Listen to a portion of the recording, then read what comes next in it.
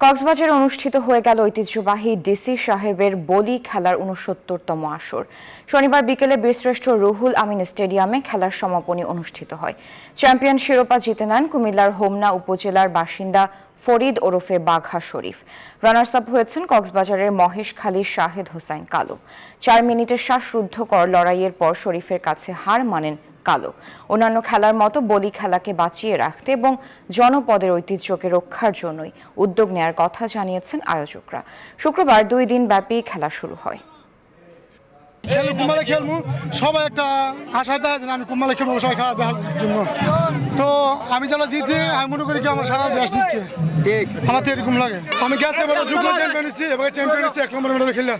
তো সকালে আমার জন্য দোয়া করেন, আমি যেন সামনে ভালো কিছু করতে পারি, আবার সামনে এসে দিনই আপনাকে খেলা দেখাতে পারি। আগামীতে আরো সুন্দর এবং পরিপূর্ণ খেলা এবং উৎসাহ উদ্দীপনা নিয়ে গ্রাম থেকে চলে আসে, এই আহ্বানটা নিয়ে আমি আমার কথা শেষ করলাম।